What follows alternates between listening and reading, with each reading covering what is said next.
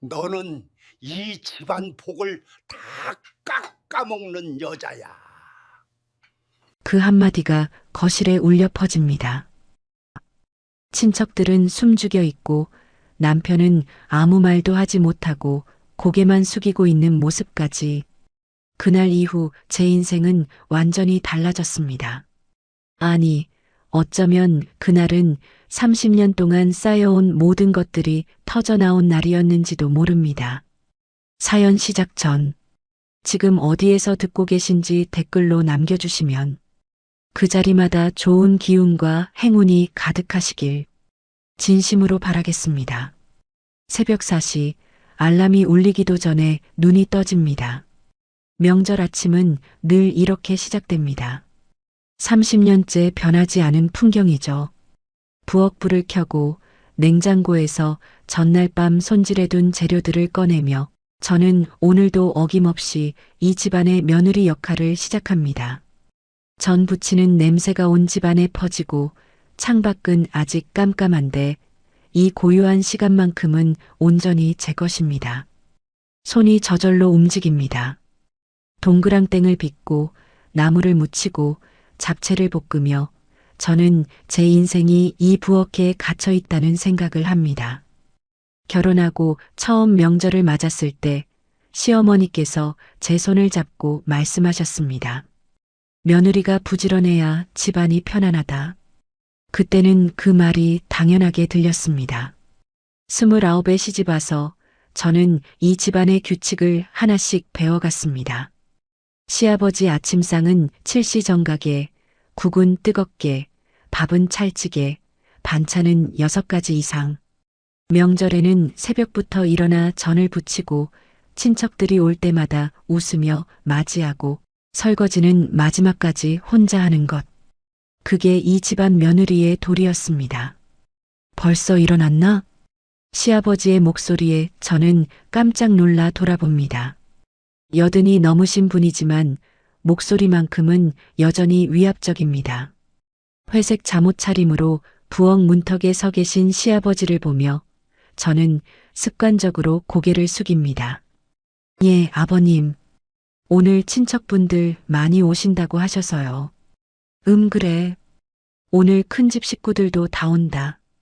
제대로 준비해라.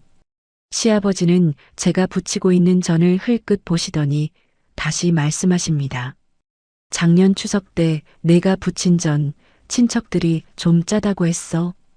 올해는 신경 써서 해. 예, 아버님. 작년 추석 전이 짰다고요? 그때 시아버지께서 직접 맛있다고 하셨는데. 하지만 저는 아무 말도 하지 않습니다. 30년 동안 배운 게 있다면 이 집안에서 며느리는 입을 다물고 있어야 한다는 것입니다. 정말이지 이 집에서 나는 뭐란 말인가. 전을 뒤집으며 저는 속으로 중얼거립니다. 30년 동안 새벽부터 일어나 밥을 하고 빨래를 하고 청소를 하고 시부모님을 모셨는데 결국 제게 돌아온 건 전이 짜다는 한마디뿐입니다. 시아버지는 거실로 돌아가시고 저는 다시 기름 냄새 가득한 부엌에 홀로 남습니다. 프라이팬에서 지글지글 소리가 납니다. 기름이 튀어 손등에 닿지만 아픈지도 모르겠습니다. 그저 기계처럼 전을 뒤집고 접시에 담고 다시 반죽을 떠서 팬에 올립니다. 이 일을 몇 시간이나 더 해야 할까요? 그리고 친척들이 오면 또다시 웃으며 별거 아니에요라고 말해야 할까요? 아침 7시 남편이 일어나 부엌으로 옵니다. 잠이 덜 깬 얼굴로 냉장고를 열더니 물을 한 잔 마십니다. 제가 새벽부터 부엌에 서 있는 걸 보면서도 그는 아무 말이 없습니다. 고생이 많네. 딱 한마디. 그게 전부입니다. 30년 동안 들어온 말이지만 그 한마디 안에는 고마움도 미안함도 아무것도 담겨 있지 않습니다. 그냥 습관처럼 던지는 말일 뿐입니다. 남편은 다시 안방으로 들어가고 저는 홀로 남아 전을 부칩니다. 전을 다 부치고 잠시 숨을 돌리려 거실로 나갔을 때 제 눈에 벽에 걸린 족보가 들어옵니다. 먼지 하나 없이 깨끗한 유리 액자 속 족보. 시아버지께서 그토록 자랑스러워 하시는 이 집안의 뿌리. 저는 걸음을 멈추고 그 족보를 바라봅니다. 5대째 이어져 내려온다는 이 집안의 혈통. 거기엔 시아버지의 이름도, 남편의 이름도, 심지어 제 아들의 이름까지 빼곡히 적혀 있습니다. 하지만 제 이름은 어디에도 없습니다. 30년을 이 집에서 살았지만 저는 여전히 누구의 아내, 누구의 며느리일 뿐 한 사람으로 기록되지 않았습니다.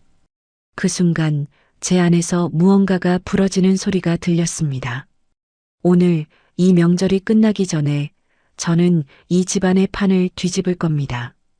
30년 동안 참아온 모든 것들을, 숨겨온 모든 진실을 오늘 하루 동안 다 꺼낼 겁니다. 족보에 제 이름이 없다고요? 괜찮습니다. 어차피 저는 이 집안 사람이 아니니까요. 하지만 오늘 이후 이 집안 사람들은 제가 누구였는지 정확히 알게 될 겁니다. 저는 가방 속에 넣어둔 서류 봉투를 떠올립니다. 오늘 모든 것이 드러날 것입니다.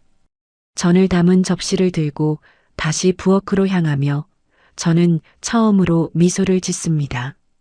30년 만에 진짜 웃음이 나옵니다. 오전 10시 현관문이 열리는 소리가 들립니다. 큰집 식구들이 도착한 모양입니다. 저는 서둘러 앞치마를 고쳐 메고 현관으로 나갑니다. 시아버지께서 이미 문 앞에 나가 계시고 친척들이 하나둘 신발을 벗으며 들어옵니다. 형님, 안녕하세요. 오래간만입니다. 그래, 왔나? 들어와. 큰집 작은아버지와 작은어머니, 그리고 그 자녀들까지. 거실이 순식간에 사람들로 가득 찹니다. 저는 습관적으로 웃으며 인사를 건넵니다. 어서 오세요. 추우셨죠? 아이고, 고생이 많네요. 작은어머니의 말에는 동정 같은 게 묻어 있습니다. 하지만 그 눈빛은 다릅니다. 30년 동안 명절 때마다 보아온 그 시선. 겉으로는 친절하지만 속으로는 역시 며느리는 고생하는 게 당연하지라고 생각하는 그런 눈빛입니다. 거실 좌탁에 음식을 차리기 시작합니다. 전, 나물, 잡채, 갈비찜까지. 새벽부터 준비한 음식들이 하나씩 상 위에 올라갑니다. 시아버지는 상석에 앉으시고 친척들이 그 주변으로 둘러앉습니다. 남편은 어느새 술병을 들고 친척들에게 술을 따르고 있고 저는 부엌을 오가며 음식을 나릅니다. 형님, 이번에도 음식이 푸짐하네요. 그래야지. 명절인데. 시아버지는 흐뭇한 표정으로 대답하십니다. 마치 이 모든 음식을 본인이 준비한 것처럼 말이죠. 저는 아무 말 없이 주방으로 돌아가 국그릇을 더 가져옵니다. 식사가 시작되고 거실에는 웃음소리와 이야기 소리가 가득합니다. 저는 구석에 앉아 밥을 먹지만 사실 먹는 둥 마는 둥입니다.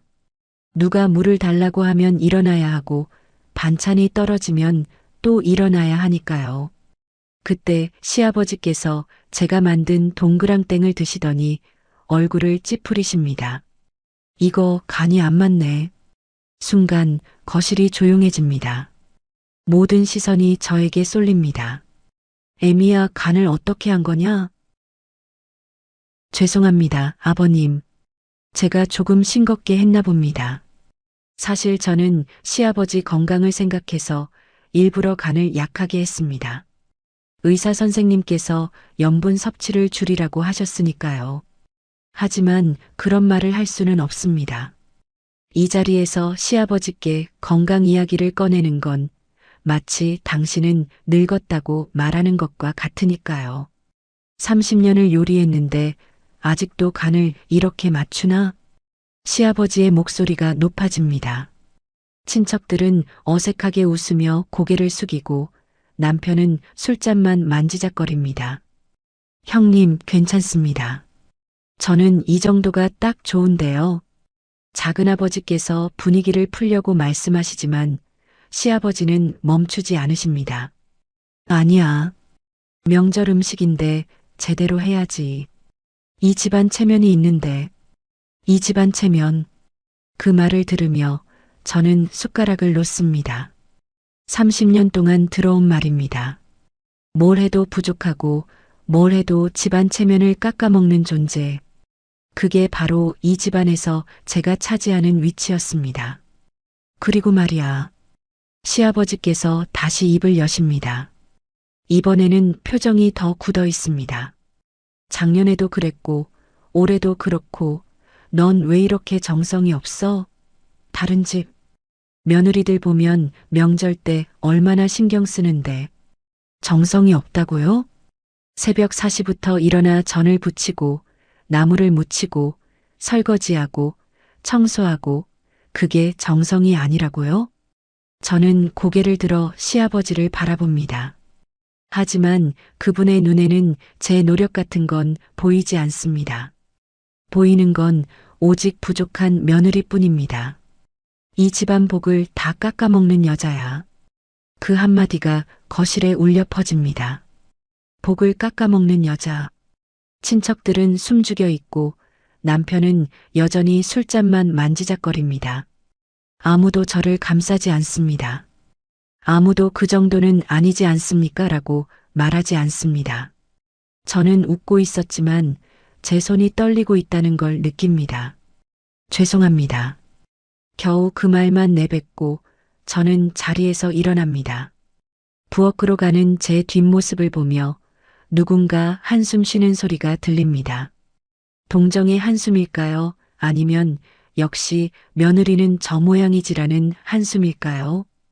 부엌 개수대에 기댄 채 저는 떨리는 손으로 물을 마십니다.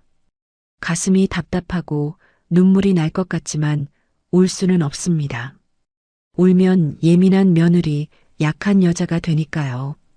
저는 그저 깊게 숨을 들이마시고 내쉬기를 반복합니다. 거실에서는 다시 웃음소리가 들립니다.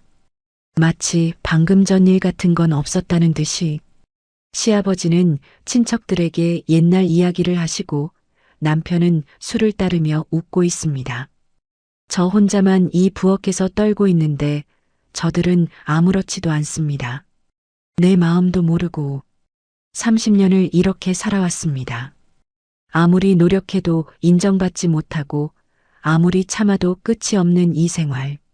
그런데 오늘만큼은 다릅니다.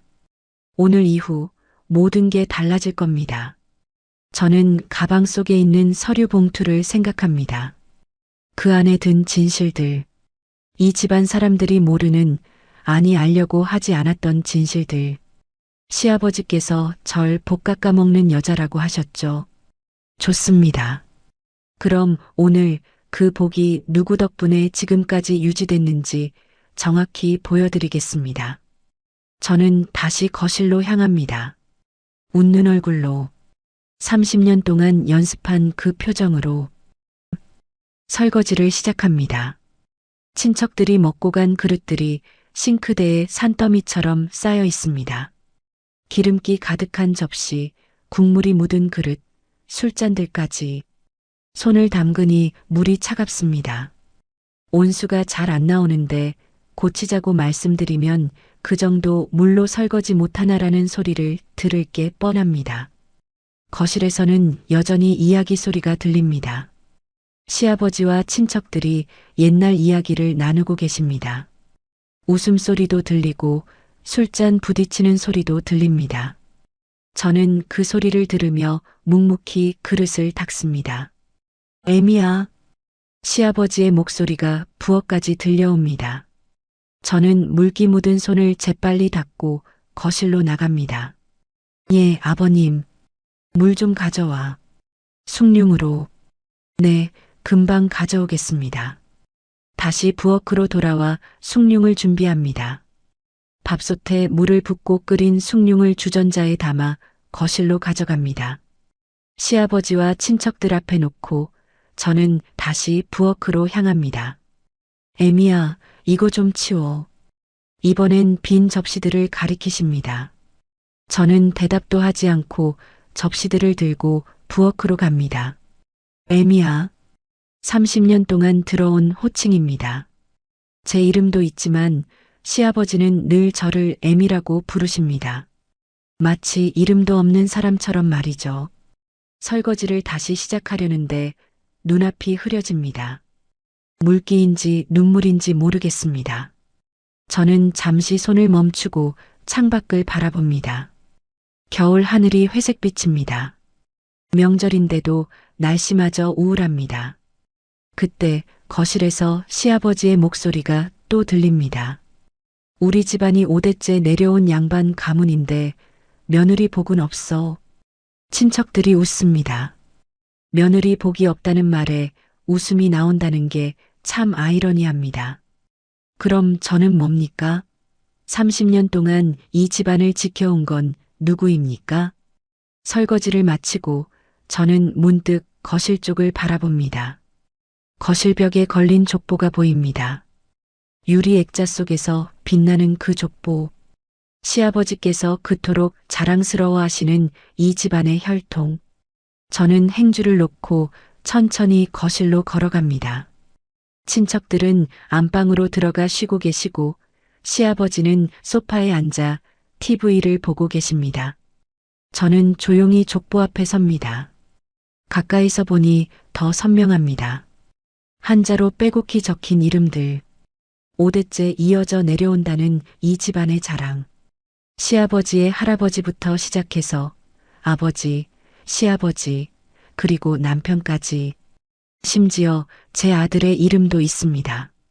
아직 결혼도 하지 않은 아들의 이름이 벌써 족보에 올라 있습니다.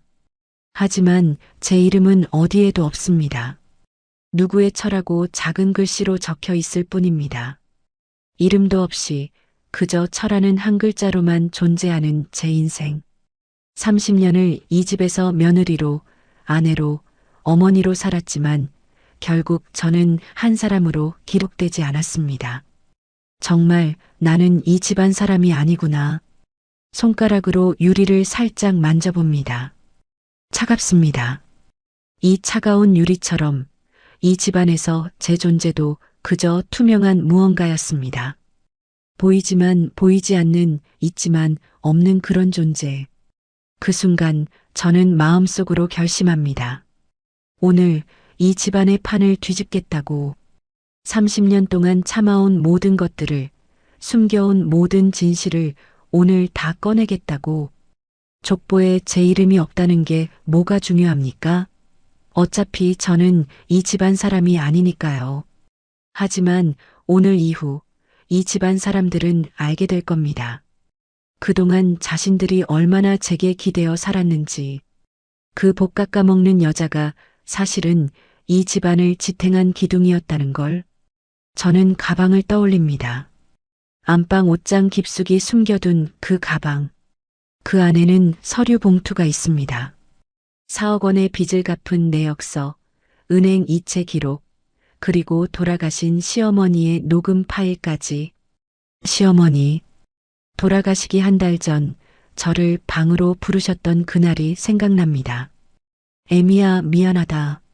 내가 너한테 너무 미안하다. 침대에 누워 계신 시어머니의 손을 잡았을 때 그 손이 얼마나 차가웠는지 아직도 기억합니다. 이 집안 빚 내가 다 갚았다는 거 알아. 아무도 모르게 내 돈으로. 어머님, 그런 말씀 마세요. 아니야. 내가 알아야 해. 그리고 녹음을 남길 거야.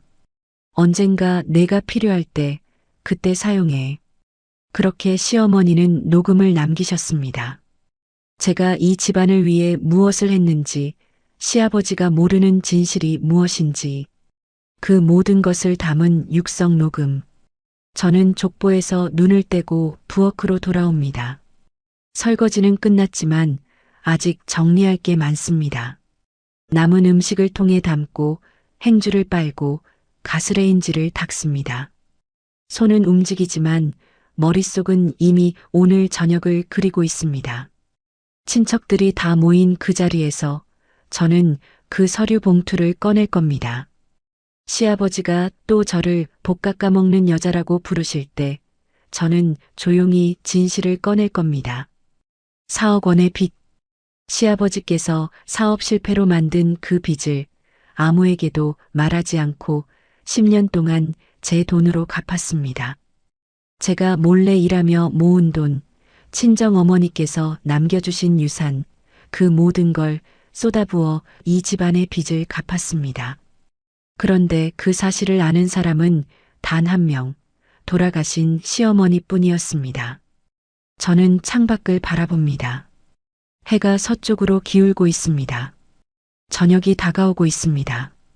그리고 진실이 드러날 시간도 오늘 밤 모든 게 바뀔 겁니다. 오후 3시쯤 아들 내외가 손자를 데리고 왔습니다. 현관문이 열리자마자 8살 손자가 뛰어들어옵니다. 할머니, 우리 준호 왔구나. 어서 와. 손자를 안아 올리니 아이의 체온이 따뜻합니다. 30년을 이 집에서 살며 유일하게 제게 진심으로 따뜻한 존재는 이 아이뿐입니다. 손자는 제 목을 껴안으며 웃습니다. 할머니, 배고파요. 할머니가 해준 거 먹고 싶어요. 그래, 할머니가 맛있는 거 많이 해놨어. 어서 손 씻고 와. 며느리가 인사를 합니다. 저는 며느리의 손을 잡으며 말합니다. 어서 와라. 추웠지? 안으로 들어가서 쉬어. 어머님, 제가 설거지 도와드릴게요. 괜찮아. 다 했어. 들어가서 쉬어. 며느리는 미안한 표정으로 안방으로 들어가고 저는 손자와 함께 부엌으로 갑니다. 아이에게 전과 떡을 담아주며 저는 이 아이만큼은 이 집안의 억압 속에서 자라지 않기를 바랍니다. 거실에는 친척들이 다시 모여 앉았습니다. 시아버지는 손자를 보시더니 흐뭇한 표정을 지으십니다. 우리 장손 왔구나. 이리 와봐라. 손자는 저를 돌아보더니 천천히 시아버지께 다가갑니다. 시아버지는 손자의 머리를 쓰다듬으시며 말씀하십니다. 준호야, 너는 이 집안의 대를 이을 귀한 아이란다. 훌륭하게 자라야 해. 네, 할아버지. 그 모습을 보며 저는 복잡한 심경이 됩니다. 손자도 결국 이 집안의 족보 속에 갇혀 살게 될까요? 5대째 내려온 양반 가문의 자손으로 무거운 짐을 지고 살아가게 될까요? 오후 내내 친척들의 이야기가 이어집니다. 저는 부엌과 거실을 오가며 차를 내오고 과일을 깎고 또 설거지를 합니다. 손자는 거실 한쪽에서 장난감을 가지고 놀고 있습니다. 그때 손자가 갑자기 저를 바라보며 묻습니다. 할머니는 왜 맨날 혼나요? 순간 거실이 조용해집니다. 모든 시선이 손자에게 그리고 저에게 쏠립니다. 친척들은 숨을 죽이고 시아버지는 표정이 굳어집니다. 남편은 당황한 표정으로 아들을 바라봅니다. 준호야, 그게 무슨 말이야? 아들이 황급히 말하지만 손자는 순진한 눈으로 대답합니다. 아까 왕할아버지가 할머니한테 화냈잖아요. 지난번에도 그랬고요. 할머니는 잘못한 거 없는데 왜 자꾸 혼나요? 어린아이의 질문이지만 그 한마디가 거실의 공기를 무겁게 만듭니다. 할머니가 새벽부터 일어나서 음식 만드는 거 봤어요. 엄마가 그랬어요. 할머니가 제일 고생한다고. 며느리가 화들짝 놀라 준호를 말리려 하지만 이미 말은 나가버렸습니다. 시아버지의 얼굴이 붉어집니다. 준호야, 애들은 들어가서 놀아라. 어른들 이야기에 끼어들지 말고. 할아버지, 그런데요. 가서 놀라니까. 시아버지의 큰 목소리에 손자가 놀라 제게로 뛰어옵니다. 저는 아이를 안으며 말합니다. 준호야, 괜찮아. 할머니 안 혼났어. 할아버지랑 이야기 나눈 거야. 정말요? 할머니 속상한 거 아니에요? 아이의 순수한 눈을 보며 저는 눈물이 날 것 같습니다. 이 집안 사람들 중에서 유일하게 제 마음을 걱정해 주는 건 이 어린 손자뿐이라는 사실이 가슴을 아프게 합니다. 응, 할머니 안 속상해. 우리 준호가 걱정해줘서 고마워. 손자를 데리고 안방으로 들어갑니다. 거실의 분위기가 어색해졌기 때문입니다. 방문을 닫는 순간 거실에서 시아버지의 목소리가 들립니다. 요즘 애들은 버릇이 없어. 형님, 애가 아직 어려서 그렇습니다. 작은아버지께서 말씀하시지만 시아버지는 불쾌한 표정을 감추지 않으십니다. 안방에서 손자에게 과자를 주며 저는 아이의 머리를 쓰다듬습니다. 손자는 제 손을 잡으며 말합니다. 할머니, 우리 집에 가서 같이 살아요. 준호야, 할머니는 여기서 살아야 해. 왜요? 할아버지가 자꾸 할머니한테 화내는데요. 어린아이의 눈에도 보이는 이 집안의 문제. 30년 동안 당연하게 여겨졌던 일들이 아이의 순수한 시선 앞에서는 부당한 것으로 드러납니다. 준호야, 할머니가 약속할게. 조만간 모든 게 달라질 거야. 손자를 안고 있으니 제 결심이 더 확고해집니다. 이 아이가 자라서 할아버지처럼 되지 않기를, 아버지처럼 방관하는 사람이 되지 않기를 바랍니다. 그러려면 오늘 제가 보여줘야 합니다. 부당한 것에 맞서는 모습을. 잠시 후 거실로 나가니 친척들의 대화가 조심스럽습니다. 손자의 그 한마디가 보이지 않는 균열을 만든 것 같습니다. 작은 어머니가 제게 말할 겁니다. 수고가 많아요. 명절마다 이렇게 고생하니. 그 말에 시아버지가 불편한 표정을 지으십니다. 예전 같으면 아무도 신경 쓰지 않았을 일인데 손자의 질문 이후로 분위기가 묘하게 바뀌었습니다. 저는 조용히 미소 지으며 대답합니다. 괜찮습니다. 명절이니까요. 하지만 속으로는 다짐합니다. 오늘 저녁 모든 진실이 드러나면 괜찮다는 말은 더 이상 하지 않을 것이라고. 30년 동안 참아온 모든 것들을 오늘 밤 다 풀어놓을 것이라고. 시아버지의 권위에 처음으로 금이 간 오늘 그 균열은 곧 무너질 것입니다. 저녁 6시 다시 상을 차리기 시작합니다. 친척들이 모두 모였고 거실 좌탁에는 또다시 음식들이 올라갑니다. 낮에 먹다 남은 음식들을 정리하고 새로 국을 끓이고 밥을 안칩니다. 명절의 마지막 식사입니다. 모두가 자리에 앉고 남편이 술을 따르기 시작합니다. 시아버지는 상석에 앉아 흐뭇한 표정으로 친척들을 바라보십니다. 마치 이 모든 게 본인의 덕분인 것처럼 말이죠. 다들 오늘 고생 많았어. 우리 집안 식구들이 이렇게 모이니 보기 좋구만. 친척들이 웃으며 호응합니다. 저는 구석에 앉아 조용히 밥을 먹습니다. 아니, 먹는 척을 합니다. 사실 목으로 넘어가지 않습니다. 곧 일어날 일을 생각하니 가슴이 두근거리고 손이 떨립니다. 식사가 한창 진행되던 중 시아버지께서 갑자기 저를 부르십니다. 애미야. 네, 아버님. 저번에 내가 물어본 거 생각해봤나? 순간 제 몸이 굳습니다. 저번에 물어본 것. 그건 제 명의로 된 통장 이야기입니다. 시아버지는 한 달 전부터 제게 그 통장을 내놓으라고 하셨습니다. 그 통장 말이야. 네 명의로 돼 있지만 그거 우리 집안 돈 아니냐? 거실이 조용해집니다. 친척들의 시선이 일제히 저에게 쏠립니다. 남편도 놀란 표정으로 시아버지를 바라봅니다. 아버님, 그건 뭐? 내가 번 돈이라고? 며느리가 번 돈도 결국 집안 돈이지. 시아버지의 목소리가 높아집니다. 제가 일하며 모은 돈, 친정 어머니께서 남겨주신 유산까지 합쳐서 만든 그 통장. 그 돈으로 제가 무엇을 했는지 시아버지는 모르십니다. 여자가 돈을 모으면 뭐하나. 시집온 여자는 집안을 위해 살아야지. 작은아버지께서 난처한 표정으로 말씀하십니다. 형님, 그건 좀. 뭐가 좀? 내 말이 틀렸나? 시아버지는 화난 표정으로 주변을 둘러보십니다.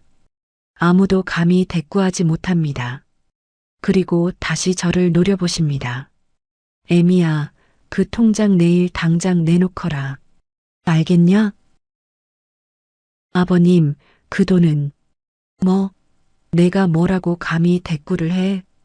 친척들은 숨죽이고 있고 남편은 고개를 숙인 채 아무 말도 하지 않습니다. 저는 떨리는 손으로 물잔을 잡습니다. 이제 때가 왔습니다. 30년 동안 숨겨왔던 진실을 꺼낼 시간이 왔습니다. 하지만 시아버지는 멈추지 않으십니다. 내가 네 나이 때는 말이야. 며느리가 시부모 말씀을 거역하는 일 같은 건 상상도 못했어. 30년을 이 집에서 살았으면서 아직도 며느리 도리가 뭔지 모르나? 며느리 도리. 그 말을 들으며 저는 천천히 고개를 듭니다. 시아버지의 눈을 똑바로 바라봅니다. 30년 만에 처음으로 제가 먼저 시아버지의 눈을 응시합니다. 형님, 오늘은 명절인데 이런 이야기는. 작은 어머니께서 말리시지만 시아버지는 듣지 않으십니다. 명절이니까 하는 말이야. 우리 집안 식구들이 다 모인 자리에서 확실히 해둬야지. 시아버지는 벽에 걸린 족보를 가리키십니다. 저기 보이나? 저게 우리 집안의 자랑이야. 5대째 내려온 양반 가문. 그런데 며느리 하나가 제 멋대로 군다면 되겠나?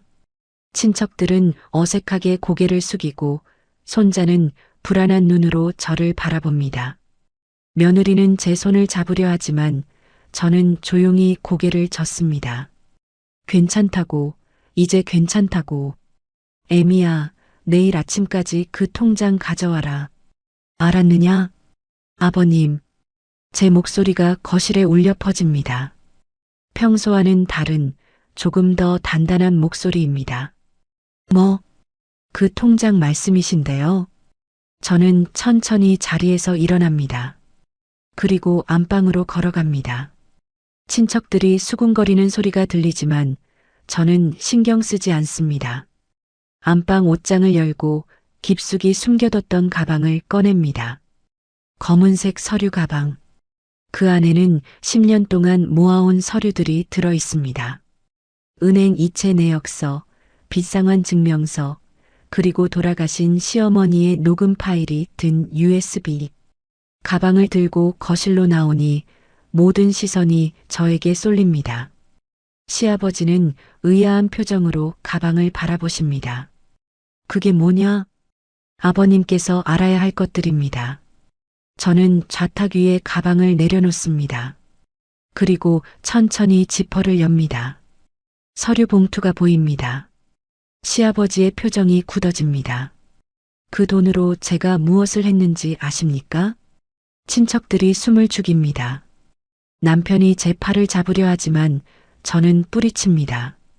30년 만에 처음으로 저는 남편의 손을 뿌리칩니다. 제 손이 서류 봉투 위에 올려집니다. 이 봉투를 열면 모든 게 달라집니다. 30년 동안 숨겨왔던 진실이 이 집안 사람들 모두에게 드러납니다. 시아버지는 불안한 표정으로 저를 노려봅니다. 하지만 더 이상 그 눈빛이 무섭지 않습니다. 아버님, 이제 말씀드리겠습니다. 그동안 제가 무엇을 했는지. 저는 서류 봉투를 천천히 꺼냅니다. 거실의 공기가 무거워집니다. 모든 것이 지금부터 시작됩니다. 서류 봉투를 꺼내 좌탁 위에 놓자 시아버지의 얼굴이 붉게 달아오릅니다. 애미야, 지금 뭐 하는 거냐? 아버님, 잠시만 들어주십시오. 저는 최대한 침착하게 말하지만 손은 여전히 떨립니다. 30년을 참아온 것들을 이제 꺼내려니 가슴이 터질 것만 같습니다. 친척들은 숨죽인 채 저와 시아버지를 번갈아 바라봅니다. 이런 일은 이 집안에서 한 번도 없었을 겁니다. 며느리가 시아버지 앞에서 이렇게 버티는 일 말이죠. 형님, 일단 며느리 말을 들어보시지요. 작은아버지께서 조심스럽게 말씀하시지만 시아버지는 손을 내저으십니다. 들을 것도 없어. 며느리 주제에 감히. 그때 시아버지께서 벽에 걸린 족보를 가리키십니다. 저기 좀 봐. 저게 우리 집안의 자랑이야. 5대째 이어온 양반 가문의 족보란 말이야. 시아버지는 자리에서 일어나 족보를 벽에서 떼어내십니다. 두꺼운 책을 들고 제 앞으로 다가오십니다. 그리고 저를 내려다보며 말씀하십니다. 여기 내 이름이 어디 있나? 어디에? 족보를 펼쳐 보이십니다. 빼곡한 한자들 사이에서 제 이름은 찾을 수 없습니다. 그저 철하는 한 글자만 있을 뿐입니다. 30년을 살았어도 넌 이 집안 사람이 아니야. 그냥 시집온 여자일 뿐이지. 그 말을 듣는 순간 제 안에서 무언가가 끊어지는 소리가 들렸습니다. 넌 우리 집안 사람도 아니야. 그런 주제에 감히 나한테 대들어? 시아버지는 족보책을 제 앞 좌탁 위에 던지십니다. 쿵 하는 소리와 함께 책이 바닥에 떨어집니다. 손자가 놀라 울음을 터뜨리고 며느리가 아이를 안아 안방으로 데려갑니다. 친척들은 숨소리조차 내지 않습니다. 남편은 창백한 얼굴로 고개를 숙이고 있고 작은 어머니는 불안한 눈으로 저를 바라봅니다. 시아버지께서 다시 소리치십니다. 당장 그 가방 치우고 무릎 꿇어. 며느리 주제에 나한테 이게 무슨 짓이냐? 하지만 저는 무릎 꿇지 않습니다. 대신 천천히 서류 봉투를 엽니다. 애미야, 너 지금 내 말 안 들려? 아버님, 네, 맞아요. 저는 이 집안 사람이 아닙니다. 저는 서류 봉투에서 첫 번째 서류를 꺼냅니다. 은행 이체 내역서입니다. 하지만 이 집안을 지킨 건 바로 저입니다. 서류를 좌탁 위에 펼쳐놓습니다. 시아버지의 얼굴이 하얗게 질립니다. 그게 뭐냐? 10년 전 아버님께서 사업에 실패하셨을 때 남은 빚 내역서입니다. 친척들이 웅성거립니다. 시아버지는 황급히 서류를 가리려 하지만 저는 이미 여러 장을 펼쳐놓았습니다. 총 4억 원. 아버님께서 은행과 사채에서 빌린 돈입니다. 입 다물어. 그건 이 빚을 10년 동안 제가 혼자 갚았습니다. 거실이 술렁입니다. 작은아버지께서 놀란 표정으로 서류를 바라보고 작은 어머니는 손으로 입을 막습니다. 저는 다음 서류를 꺼냅니다. 은행 이체 기록입니다.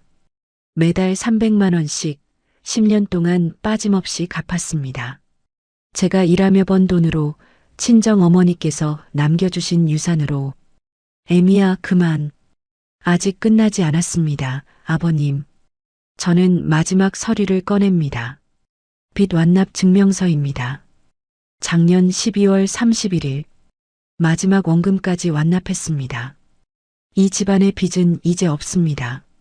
제가 다 갚았으니까요. 시아버지는 말을 잇지 못하십니다. 얼굴이 파래졌다가 붉어졌다가를 반복합니다. 친척들은 충격에 빠진 표정으로 서류들을 바라봅니다.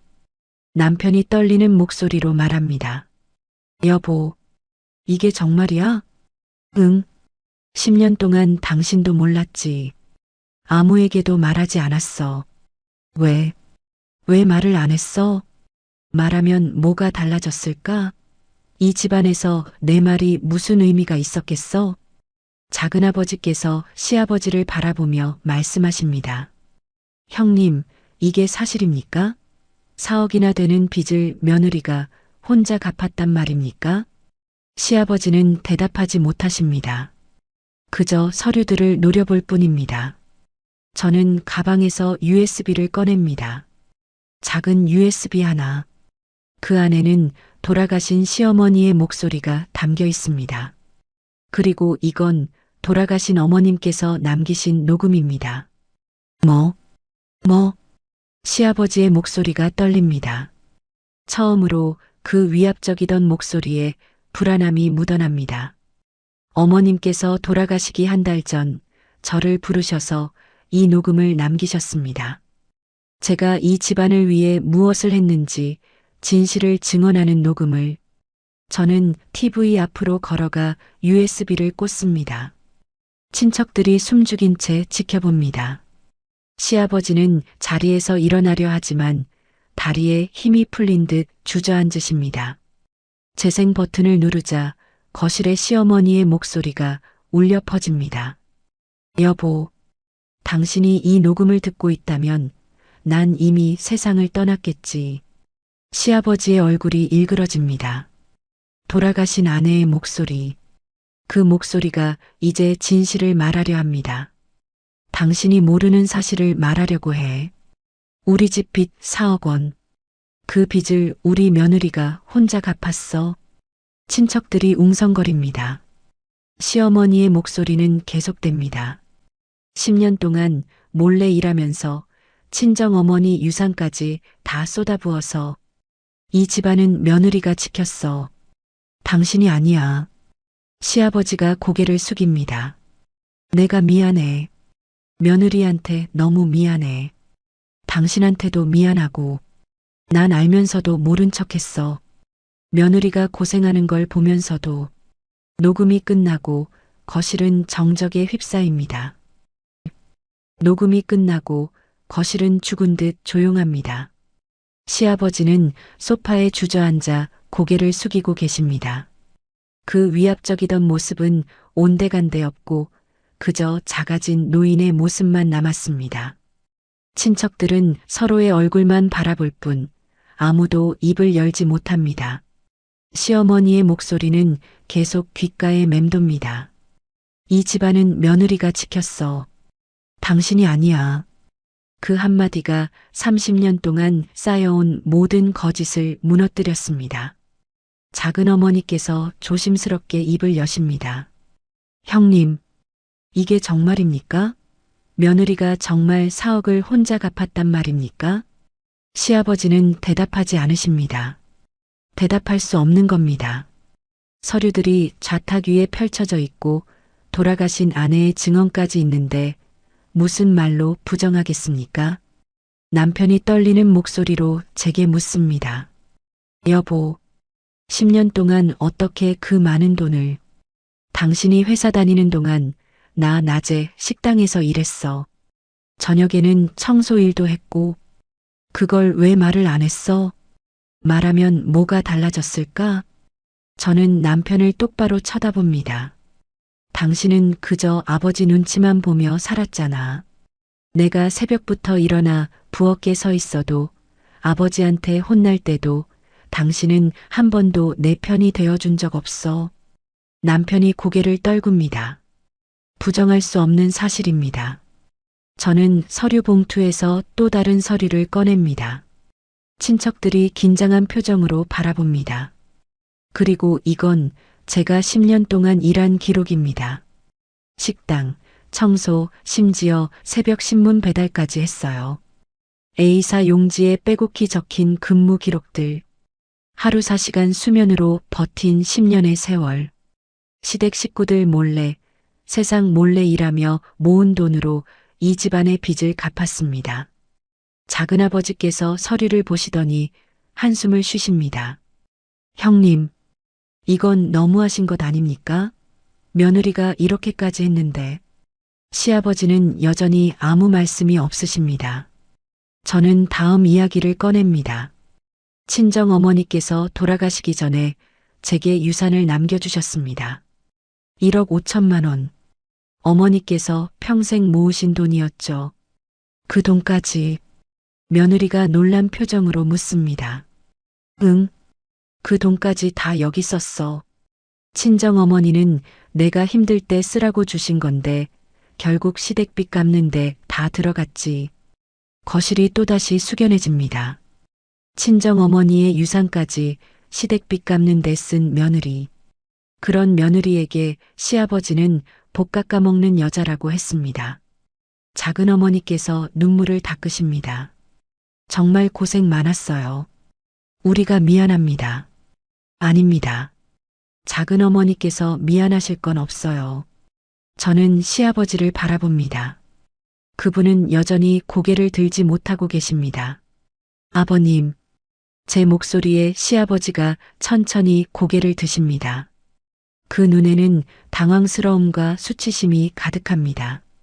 30년 동안 저는 이 집안의 며느리로 살았습니다. 새벽부터 일어나 밥하고 청소하고 빨래하고 시부모님 모시면서 살았습니다. 하지만 아버님 눈에는 제가 늘 부족한 며느리였죠. 전이 짜고 정성이 없고 집안 복을 깎아먹는 여자. 친척들이 시아버지를 바라봅니다. 그분은 입술을 떨며 아무 말도 하지 못하십니다. 그런데 말입니다, 아버님. 저는 좌탁 위의 서류들을 가리킵니다. 이 복 깎아먹는 여자가 이 집안을 파산해서 구했습니다. 4억 원의 빚. 아버님께서 사업 실패로 만드신 그 빚을 제가 10년 동안 혼자 갚았습니다. 시아버지의 손이 떨립니다. 아버님께서 그토록 자랑하시는 이 집, 이 족보, 이 체면. 그 모든 게 사실은 제 돈으로 지켜진 겁니다. 애미야. 제 이름은 김선희입니다, 아버님. 처음으로 30년 만에 처음으로 제 이름을 또박또박 말합니다. 애미도 아니고 며느리도 아니고 김선희입니다. 한 사람의 이름이 있는 인간입니다. 친척들의 시선이 모두 시아버지에게 쏠립니다. 작은아버지께서 무거운 목소리로 말씀하십니다. 형님, 며느리한테 사과하셔야 할 것 같습니다. 형님께서 너무 모르셨습니다. 다른 친척들도 고개를 끄덕입니다. 시아버지를 바라보는 그들의 눈빛이 예전과 다릅니다. 존경이 아니라 실망과 안타까움이 섞인 시선입니다. 시아버지께서 떨리는 목소리로 입을 여십니다. 나는 몰랐어. 아니요, 아버님. 아버님은 알려고 하지 않으셨습니다. 저는 단호하게 말합니다. 어머님께서 제가 고생하는 걸 아셨다면 아버님도 눈치채실 수 있었습니다. 하지만 보려 하지 않으셨죠. 며느리는 당연히 고생해야 하는 존재라고 생각하셨으니까요. 족보에 제 이름이 없다고 하셨습니다. 저는 이 집안 사람이 아니라고 하셨습니다. 저는 벽에 걸려있던 족보를 바라봅니다. 아까 시아버지께서 바닥에 던지신 그 족보를 집어듭니다. 맞습니다. 저는 이 족보에 없습니다. 하지만 이 집안은 제가 지켰습니다. 족보를 좌탁 위에 내려놓습니다. 5대째 내려온 양반 가문이라고 자랑하시지만 그 가문이 6대째로 이어질 수 있었던 건 바로 이름도 없는 며느리 덕분입니다. 시아버지의 어깨가 축 처집니다. 30년 동안 유지해온 권위가 이 순간 완전히 무너졌습니다. 손자가 안방 문을 열고 나옵니다. 아이는 울먹이는 얼굴로 저에게 달려옵니다. 할머니, 준호야, 괜찮아. 손자를 안으며 저는 비로소 눈물이 납니다. 30년 동안 참아왔던 눈물이 마침내 흘러내립니다. 할머니, 우리 집에 가요. 며느리가 다가와 제 손을 잡습니다.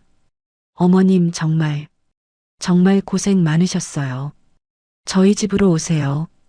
남편도 무릎을 꿇고 제 앞에 앉습니다. 여보, 미안해. 내가 정말 잘못했어. 하지만 저는 손을 내줬습니다. 이제 미안하다는 말은 필요 없어. 다만 앞으로는 달라져야 해. 거실의 모든 시선이 저에게 쏠려 있습니다. 30년 동안 구석에서 조용히 일만 하던 며느리가 이제는 이 자리의 중심에 서 있습니다. 명절이 끝난 다음 날 아침입니다. 저는 새벽 4시에 일어나지 않았습니다. 알람을 맞추지도 않았습니다. 창밖으로 햇살이 들어올 때까지 푹 잤습니다. 30년 만에 처음으로 명절 다음 날 아침을 편히 맞이했습니다. 시계를 보니 오전 8시입니다. 부엌에서 소리가 들립니다. 일어나 거실로 나가니 며느리가 아침 준비를 하고 있습니다. 어머님, 주무셨어요? 제가 아침 준비했어요. 고마워요. 그런데 혼자 다 하기 힘들었을 텐데. 괜찮아요. 아버님이 같이 도와주셨어요. 남편이 식탁을 닦고 있습니다. 30년 결혼 생활에서 처음 보는 광경입니다. 남편이 어색한 표정으로 말합니다. 여보, 앉아 있어. 내가 할게. 저는 아무 말 없이 식탁에 앉습니다. 며느리가 국을 떠다 주고 남편이 밥을 가져옵니다. 이상한 기분입니다. 30년 동안 제가 해왔던 일을 이제 다른 사람들이 하고 있습니다. 시아버지께서 방에서 나오십니다. 예전처럼 당당한 걸음이 아닙니다. 어깨가 축 처진 모습으로 조심스럽게 거실로 오십니다. 아침 식사가 조용히 진행됩니다. 예전 같으면 시아버지께서 이것저것 지적하셨을 텐데 오늘은 아무 말씀이 없으십니다. 그저 묵묵히 숟가락을 드실 뿐입니다. 식사를 마치고 며느리가 설거지를 시작합니다. 제가 일어나려 하자 며느리가 말립니다. 어머님, 앉아 계세요. 제가 할게요. 혼자 하기 힘들 텐데. 준호 아빠가 도와줘요. 어머님은 쉬세요. 남편이 설거지를 거듭니다. 서투른 손길이지만 처음으로 제가 아닌 다른 사람이 이 집 설거지를 하고 있습니다. 저는 거실로 나와 소파에 앉습니다. 시아버지께서 TV를 보고 계십니다. 하지만 화면을 보는 게 아니라 그저 멍하니 앉아 계실 뿐입니다. 잠시 후 시아버지께서 조심스럽게 입을 여십니다. 애미야. 아니, 선이야. 30년 만에 처음 듣는 제 이름입니다. 시아버지 입에서 나온 선이라는 이름이 낯설게 들립니다. 네, 아버님. 내가 잘못했다. 시아버지의 목소리가 떨립니다. 80 넘은 노인의 목소리에서 후회가 묻어납니다. 30년 동안 내가 얼마나 고생했는지 모르고, 아니, 알려고 하지 않았어. 어젯밤 한숨도 못 잤다. 아내 목소리가 자꾸 들리더라고. 이 집안은 며느리가 지켰다고. 시아버지께서 고개를 숙이십니다. 내가 너무 교만했어. 5대째 내려온 양반 가문이라고. 그게 뭐가 대수라고. 아버님, 미안하다. 정말 미안하다. 80 넘은 시아버지께서 머리를 숙입니다. 30년 동안 한 번도 보지 못한 모습입니다. 저는 깊게 숨을 들이마십니다. 30년 동안 쌓였던 응어리가 조금씩 풀리는 것 같습니다. 아버님, 저도 30년 동안 많이 힘들었습니다. 하지만 이제 달라질 거라고 믿고 싶어요. 시아버지께서 천천히 고개를 드십니다. 그 눈에 눈물이 고여 있습니다. 고맙다. 내가 뭐라고 말할 자격도 없지만 고맙다. 점심때가 되어 친척들이 인사하러 왔습니다. 작은아버지와 작은어머니께서 제 손을 잡으십니다. 형님 댁 며느리. 아니, 선희 씨. 어제는 정말 놀랐습니다. 우리가 너무 몰랐어요. 정말 고생 많으셨어요. 괜찮습니다. 형님한테 제대로 말씀드렸습니다. 이제는 질부한테 제대로 대접하라고요. 작은어머니께서 제 어깨를 토닥이십니다. 이제는 며느리가 아니라 이 집안의 어른으로 사세요. 당연한 일입니다.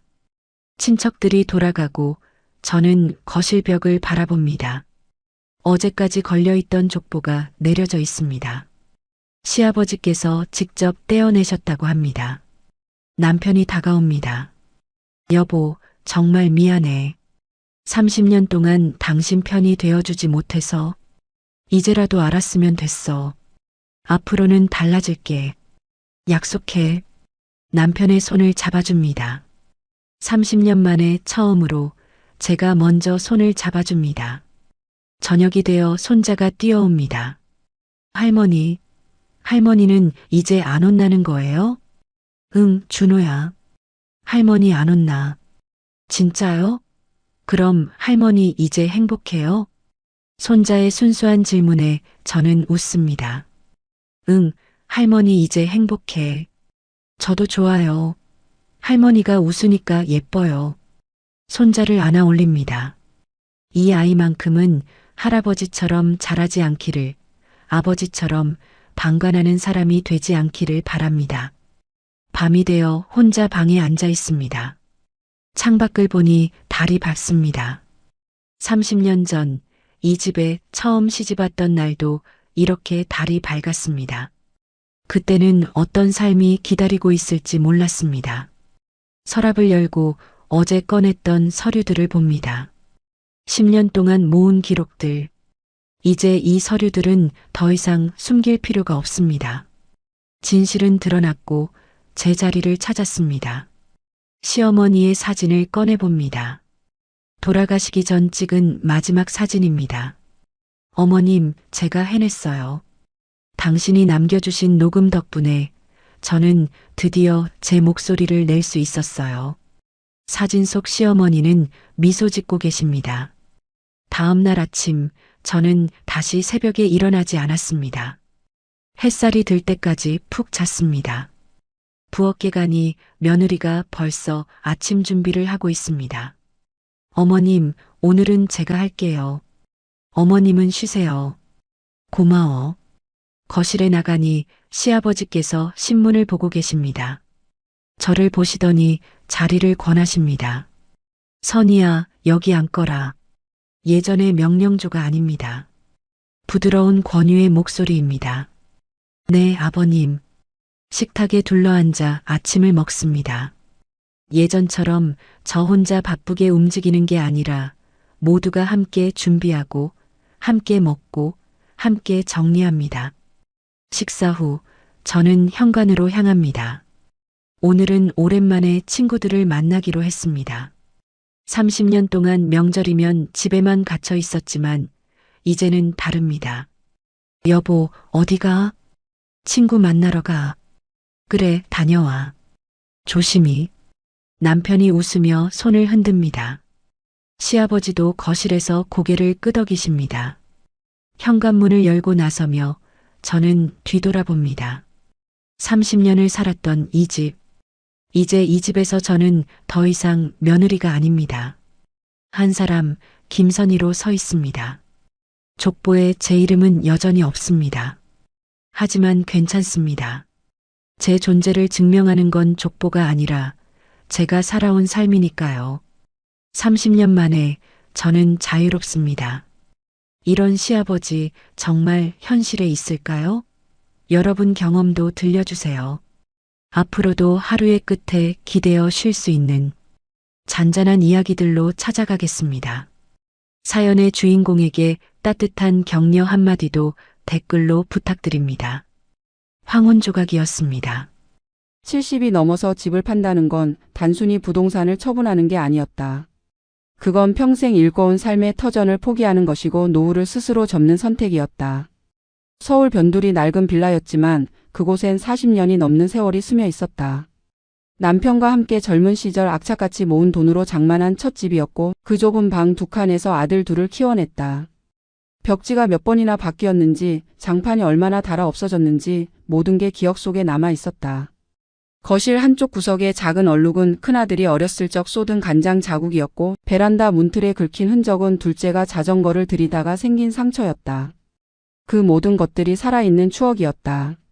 하지만 큰아들 민수가 급하다고 했다. 40대 중반의 민수는 작은 무역회사를 운영하고 있었는데 코로나 이후 사업이 꼬이기 시작했다. 중국 거래처가 끊기고 납품이 밀리고 자금이 돌지 않았다. 처음엔 은행 대출로 버텼지만 이자가 눈덩이처럼 불어났다.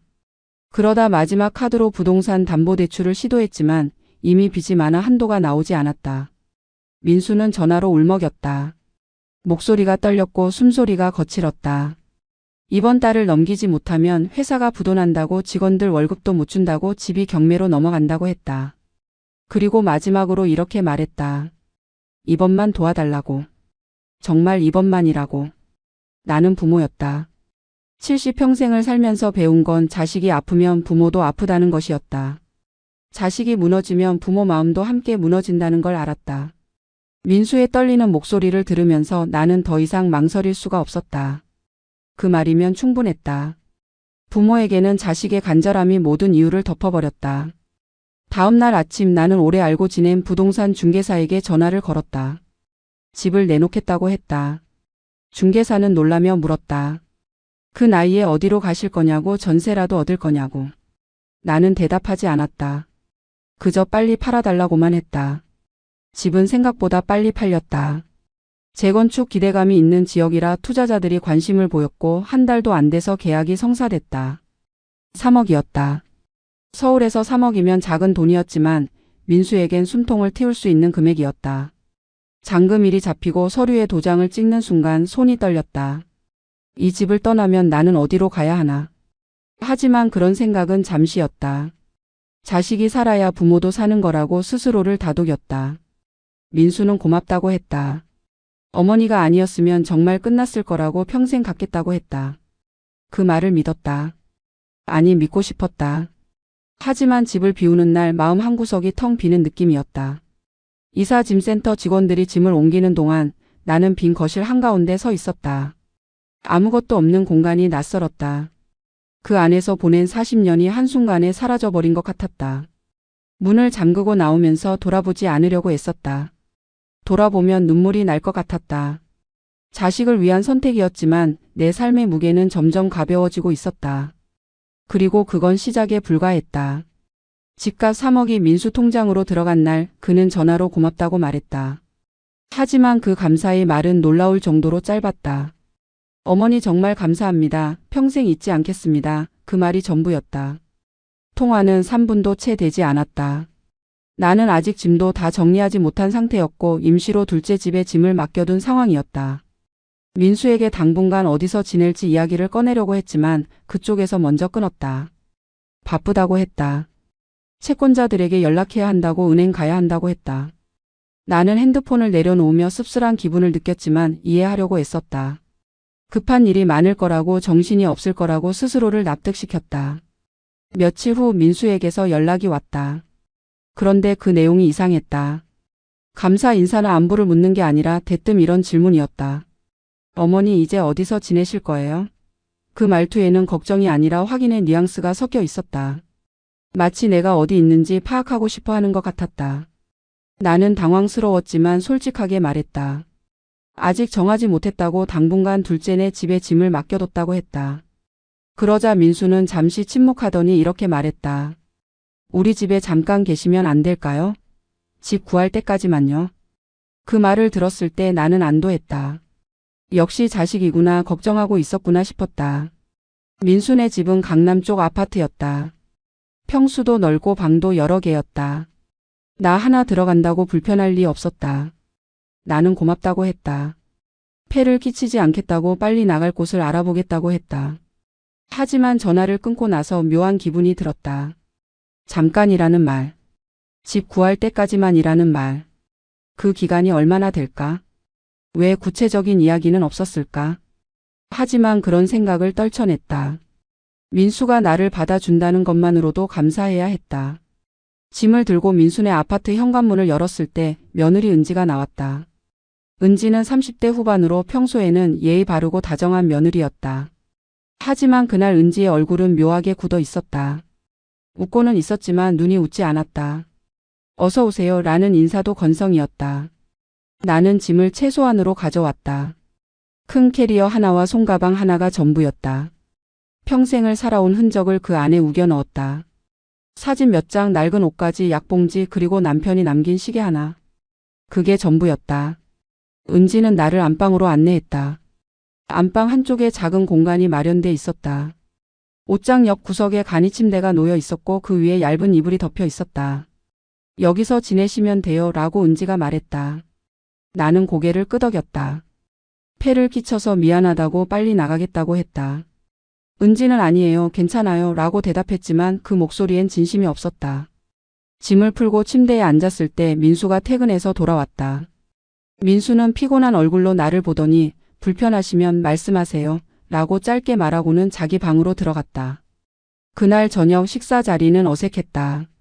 민수와 은지 그리고 초등학생 손주 둘이 식탁에 앉았고 나는 그 끝자리에 조용히 앉아 있었다. 대화는 거의 없었다. 밥을 먹는 소리만 들렸다. 그날 밤 나는 간이 침대에 누워서 천장을 바라봤다. 이 집은 넓었지만 내 자리는 없었다. 잠깐이라는 말이 얼마나 길지 아직 몰랐다. 하지만 공기는 이미 달라져 있었다. 돈이 건너간 순간 나는 도움을 준 부모가 아니라 신세를 지는 노인이 되어 있었다. 민수네 집에 들어간 지 일주일이 지났다. 잠깐이라는 말은 생각보다 길었다. 아니, 끝이 보이지 않았다. 나는 매일 아침 일찍 일어나서 조용히 씻고 거실 구석에 앉아 시간을 보냈다. 민수 가족이 일어나기 전에 모든 걸 끝내려고 애썼다. 화장실을 오래 쓰면 눈치가 보였고 부엌에서 물 한 잔 마시는 것도 조심스러웠다. 이 집은 분명 넓었지만 내가 숨 쉴 공간은 점점 좁아지고 있었다. 간이 침대에 누워 있을 때면 옆방에서 들리는 손주들의 웃음소리가 멀게 느껴졌다. 나는 같은 집에 있지만 그들과는 다른 세계에 사는 것 같았다. 처음에는 안방 한쪽 구석이었다. 옷장 옆 공간에 간이 침대를 펴고 짐을 최소한으로 정리했다. 캐리어는 침대 밑에 밀어넣고 손가방은 침대 머리맡에 두었다.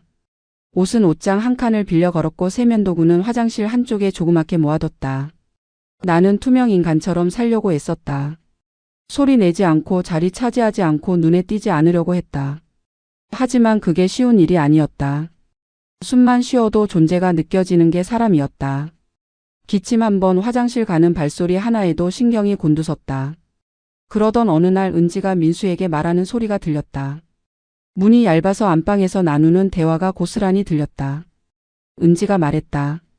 여보, 애들 방이 너무 좁아요. 장난감도 많고 책상도 2개 놓으려면 공간이 부족해요. 민수는 잠시 침묵하더니 대답했다. 그럼 어떻게 하자는 거야? 은지가 조심스럽게 말했다. 안방이 제일 넓잖아요. 우리가 거실 쪽으로 나가고 안방을 애들한테 주면 어떨까요? 민수는 또 침묵했다. 그리고 나지막이 물었다. 그럼 어머니는? 은지가 대답했다. 거실에 공간 있잖아요. 접이식 침대 놓으면 되죠. 그 말을 듣는 순간 가슴이 철렁 내려앉았다. 나는 짐짝처럼 이동되고 있었다. 필요에 따라 자리를 옮기는 보관만 되는 물건 같았다. 며칠 후 실제로 그렇게 됐다. 민수가 조심스럽게 말을 꺼냈다. 어머니, 죄송한데 거실로 좀 옮겨주실 수 있을까요? 아이들 공부방이 필요해서요. 나는 아무 말도 하지 않았다. 그저 고개를 끄덕였다. 괜찮다고 이해한다고 했다. 하지만 속으로는 무너지고 있었다. 내가 팔아준 집값으로 이들이 사는 이 아파트에서 나는 이제 방도 없는 사람이 됐다. 거실로 나온 날 나는 접이식 침대를 폈다. 소파 옆 구석이었다. 낮에는 침대를 접어서 벽에 기대놓고 밤에만 펴서 잤다. 거실은 온 가족이 지나다니는 공간이었다.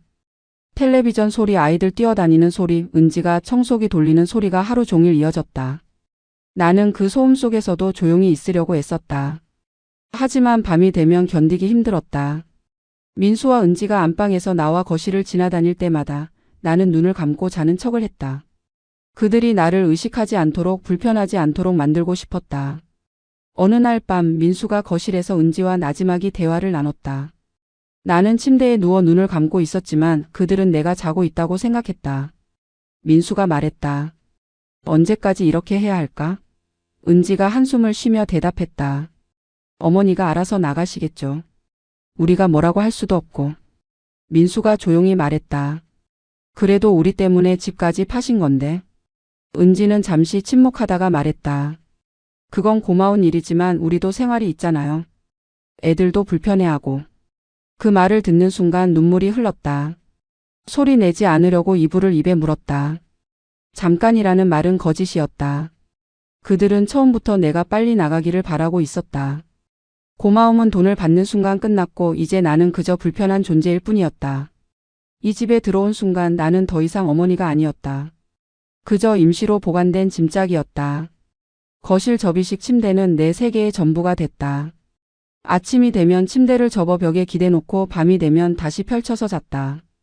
그 반복되는 일상 속에서 나는 점점 더 작아지고 있었다. 거실은 공용 공간이었기 때문에 내 물건을 아무렇게나 둘 수가 없었다. 캐리어는 현관 신발장 옆에 세워뒀고 손가방은 침대 밑에 넣었다. 옷은 화장실 문 뒤 옷걸이에 2-3벌만 걸어뒀고 나머지는 압축팩에 넣어 캐리어 안에 보관했다. 세면도구는 매번 쓸 때마다 꺼냈다가 다시 넣어야 했다. 이 집에서 내가 차지한 공간은 점점 줄어들고 있었다. 처음 며칠은 참을 만했다. 잠깐이라고 생각했고 곧 나갈 거라고 믿었다. 하지만 일주일이 지나고 2주일이 지나고 한 달이 되면서 상황은 달라졌다. 아무도 내가 나갈 날짜에 대해 언급하지 않았다. 민수는 바쁘다는 핑계로 대화를 피했고 은지는 점점 더 차가운 표정으로 나를 대했다. 손주들조차 나를 불편해하기 시작했다. 큰손주 지훈이가 친구를 집에 데려왔다가 나를 보고 민망해하는 표를 지었다. 거실에 할머니가 있다는 게 창피한 모양이었다. 작은 손주 서연이는 아예 나를 없는 사람처럼 대했다. 인사도 하지 않았고 내가 말을 걸어도 고개만 끄덕일 뿐이었다.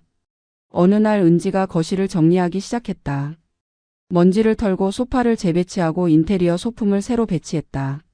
나는 한쪽 구석에 앉아서 조용히 지켜봤다. 은지는 내 침대 주변도 만졌다. 캐리어를 옮기고 손가방을 치우고 내가 놓아둔 물건들을 하나씩 정리했다. 그러다가 나를 보며 조심스럽게 말했다. 어머니, 물건이 좀 많으신 것 같아요. 정리 좀 해주실 수 있으세요? 나는 당황했다. 내 물건이라고는 캐리어 하나와 손가방 하나가 전부였다. 그 안에는 사진 몇 장, 오래된 옷 몇 벌, 약봉지, 남편 유품인 시계가 들어 있었다. 이게 많다고? 하지만 나는 아무 말도 하지 않았다. 알겠다고만 대답했다. 그날 밤 나는 캐리어를 열어 내용물을 하나씩 꺼내봤다. 무엇을 버려야 할까? 사진은 버릴 수 없었다. 남편과 함께 찍은 사진, 민수와 둘째가 어렸을 때 찍은 사진, 가족 여행 갔을 때 찍은 사진들. 그 안에 내 인생이 들어 있었다. 옷도 버릴 수 없었다. 이미 최소한만 가져온 상태였고 겨울옷 여름옷 합쳐서 10벌도 안 됐다. 약봉지도 필요했다. 혈압약, 소화제, 무릎 연골약. 이걸 안 먹으면 몸이 버티지 못했다. 남편 시계는 절대 버릴 수 없었다. 그게 남편이 남긴 유일한 흔적이었다. 결국 나는 아무것도 버리지 못했다. 그저 캐리어를 더 구석으로 밀어넣고 손가방을 침대 밑 깊숙이 넣었을 뿐이었다. 며칠 후 또 변화가 생겼다. 민수가 말했다. 어머니, 안방 옷장에 있는 어머니 옷들 좀 빼주실 수 있으세요? 은지가 옷 넣을 공간이 필요하대요. 나는 옷장 한 칸만 쓰고 있었다. 하지만 그마저도 빼야 했다. 나는 옷을 꺼내서 압축팩에 넣었다. 겨울 패딩, 가을 점퍼, 여름 블라우스. 모두 압축해서 캐리어에 구겨 넣었다. 그러자 캐리어가 터질 것 같았다. 지퍼를 잠그는 것도 힘겨웠다. 그렇게 내 존재는 점점 압축되고 있었다. 물리적인 공간뿐 아니라 이 집에서의 존재감 자체가 줄어들고 있었다. 어느 날 은지가 내 사진을 치웠다. 거실 한쪽에 놓여있던 가족 사진이었다. 남편과 내가 결혼 30주년에 찍은 사진이었는데 어느새 사라져 있었다. 그 자리에는 손주들 사진이 걸려 있었다. 나는 은지에게 조심스럽게 물었다. 제 사진이 어디 갔나요? 은지는 무심하게 대답했다. 아, 그거요? 정리하면서 치웠어요. 너무 오래돼서 액자도 낡았고. 나는 더 이상 묻지 않았다. 사진을 돌려달라고 할 용기도 없었다. 그 사진 속 남편의 얼굴을 다시 보고 싶었지만 입을 열 수가 없었다. 이 집에서 나는 자리를 잃었다. 안방에서 거실로 밀려났고 거실에서도 구석으로 밀려났다. 내 물건들은 하나둘 사라졌고 내 흔적은 지워졌다. 이곳은 민수네 집이었지만 내 집은 아니었다. 나는 그저 임시로 보관된 물건일 뿐이었다. 그리고 그 보관 기간은 점점 불편해지고 있었다. 은지가 본격적으로 나를 압박하기 시작한 건 2달째 접어들 무렵이었다. 처음에는 넌지시 말을 던지는 수준이었다. 어머니, 물건이 좀 많으신 것 같아요. 어머니, 이 가방은 어디 보관할 수 있을까요? 어머니, 이 옷들은 자주 안 입으시는 것 같은데. 정리하실래요? 그런 말들이 하루에 한두 번씩 나왔다. 처음엔 무시하려고 애썼다. 은지가 예민해서 그런 거라고, 스트레스 받아서 그런 거라고 이해하려고 했다. 하지만 시간이 갈수록 그 말들은 날카로워졌고 직접적으로 변했다. 어느 날 아침 은지가 거실 청소를 하다가 내 캐리어를 발견했다. 현관 신발장 옆에 세워뒀던 것인데 은지는 그걸 보더니 표정이 굳었다. 어머니, 이거 왜 여기 있어요? 나는 당황했다. 어디에 두라는 거지? 이 집에서 내가 물건을 둘 수 있는 곳이 어디였나? 나는 조심스럽게 대답했다. 다른 데 둘 곳이 없어서요. 은지는 한숨을 쉬며 말했다. 어머니, 물건이 너무 많아요. 솔직히 거실이 좁아 보이잖아요. 친구들 오면 창피해요. 그 말이 가슴에 박혔다. 창피하다고? 내 존재가 창피한 거였나? 나는 아무 말도 하지 못했다. 그저 캐리어를 들고 다른 곳으로 옮겼다. 베란다 구석에 세워뒀다. 하지만 그것도 오래가지 못했다. 이틀 후 은지가 베란다를 정리하면서 또 문제를 삼았다. 어머니, 여기는 빨래 건조대 놓는 곳이에요. 캐리어 때문에 공간이 부족해요. 나는 다시 캐리어를 옮겼다. 이번엔 화장실 옆 창고 같은 공간에 밀어 넣었다. 하지만 거기도 오래가지 못했다. 은지는 그곳에 청소도구와 생활용품을 보관해야 한다며 캐리어를 꺼내라고 했다. 결국 캐리어는 내 침대 밑으로 들어갔다.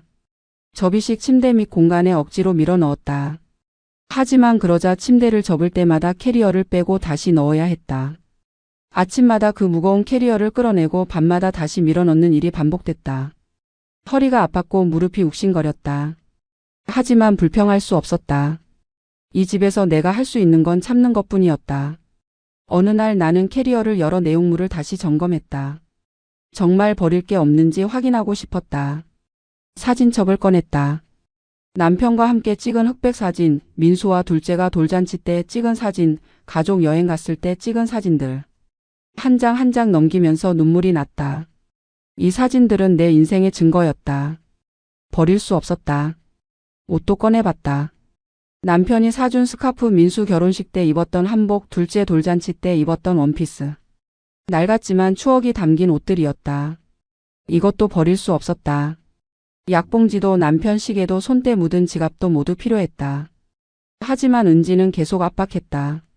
어느 날 저녁 은지가 민수에게 큰 소리로 말했다. 나는 거실 침대에 누워 있었지만 그들은 내가 듣는지 신경 쓰지 않았다. 여보, 어머니 물건 좀 정리하라고 하세요. 진짜 너무 많아요. 집이 좁아 보인다니까요. 민수는 조용히 대답했다. 내가 말할게. 하지만 민수는 나에게 직접 말하지 않았다.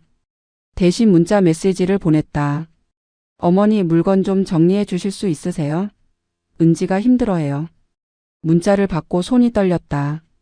아들이 직접 말하지도 못하고 문자를 보내다니. 나는 답장하지 않았다. 그저 캐리어를 열어 몇 가지를 빼냈다. 오래된 옷 2벌, 낡은 신발 1켤레, 쓰지 않는 화장품 몇 개. 그것들을 쓰레기 봉투에 넣었다. 다음 날 은지가 쓰레기 봉투를 보고 만족스러운 표정을 지었다. 어머니, 정리하셨네요. 그렇게 하시는 게 좋아요. 나는 고개를 끄덕였다. 하지만 속으로는 무너지고 있었다. 내 인생의 흔적들이 하나둘 쓰레기통으로 들어가고 있었다. 남편과 함께한 추억, 자식들을 키우면서 모은 물건들, 평생을 살아온 증거들이 짐이라는 이유로 버려지고 있었다. 나는 점점 가벼워지고 있었다. 하지만 그 가벼움은 자유가 아니라 존재의 소멸이었다. 이 집에서 가장 고통스러운 시간은 식사 시간이었다.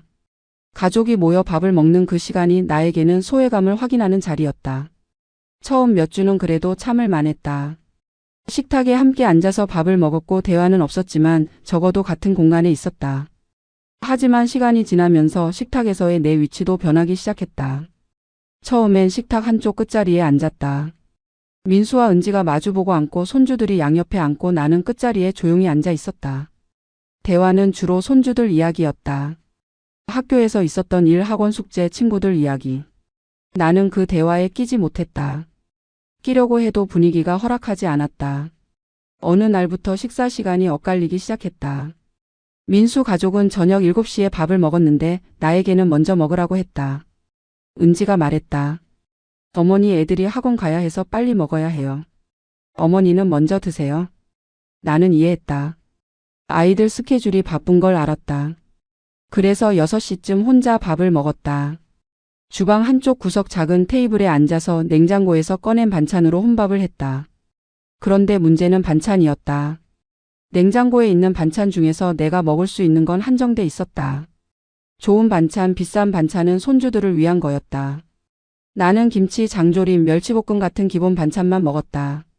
어느 날 실수로 냉장고에서 갈비찜을 꺼내 먹었다. 저녁을 먹고 있는데 은지가 부엌으로 들어오더니 냉장고를 열어봤다. 그러고는 표정이 굳었다. 어머니, 갈비찜 드셨어요? 나는 당황했다. 네, 그게 왜요? 은지가 한숨을 쉬며 말했다.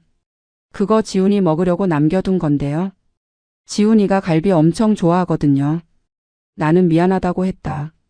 몰랐다고 다음부턴 조심하겠다고 했다.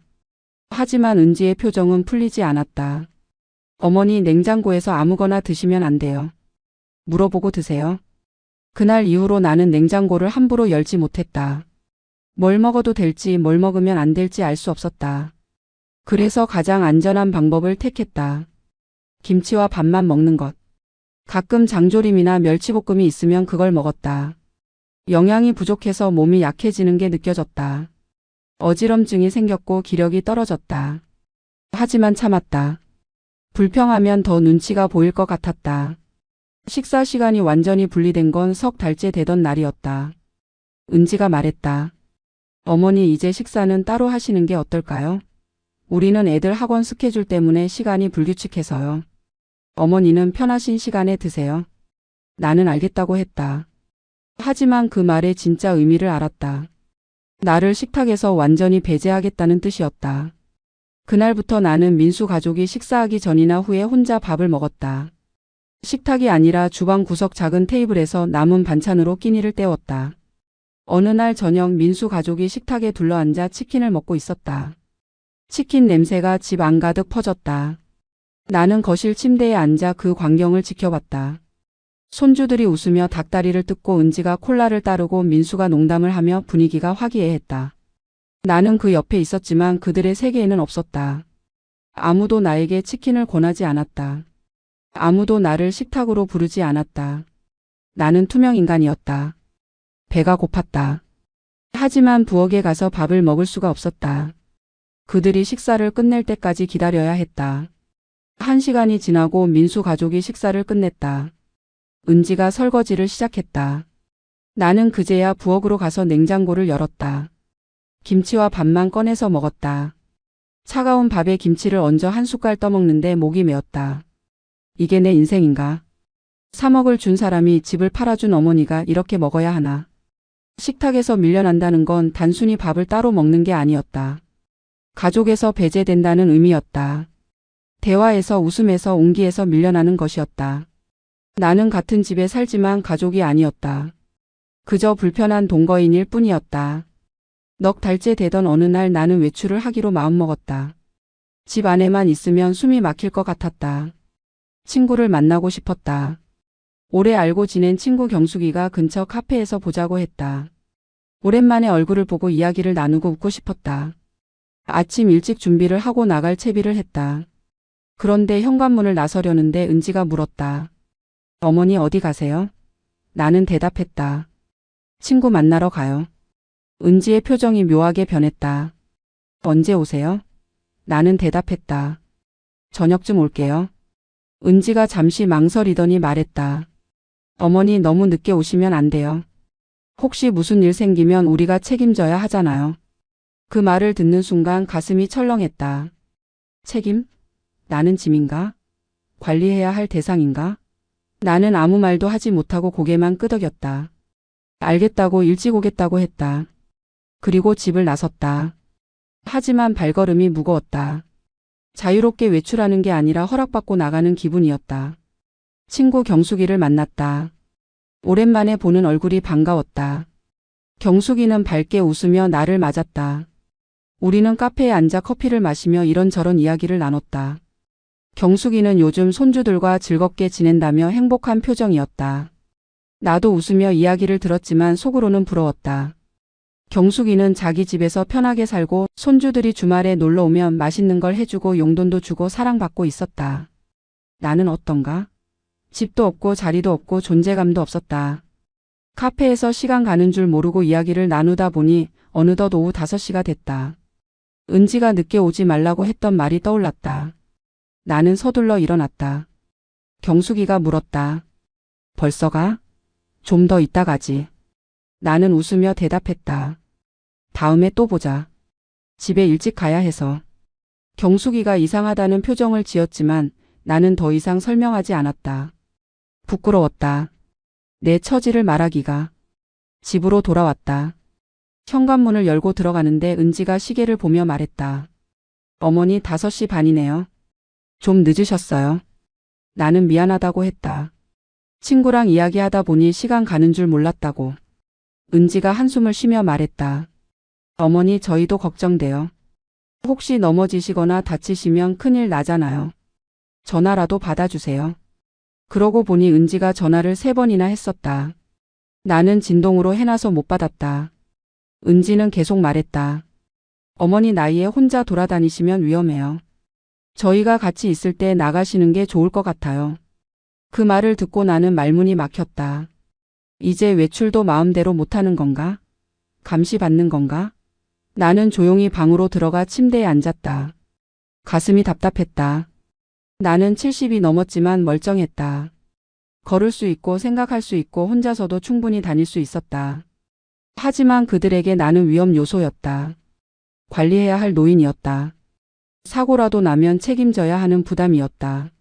며칠 후 민수가 나에게 말했다. 어머니 외출하실 때는 미리 말씀해 주세요. 그리고 핸드폰은 꼭 받아주시고요. 우리가 걱정돼서 그래요. 나는 고개를 끄덕였다.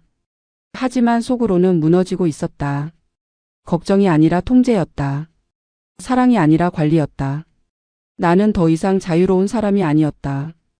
허락받고 보고하고 감시받는 존재였다. 그날 이후로 나는 외출을 거의 하지 않았다.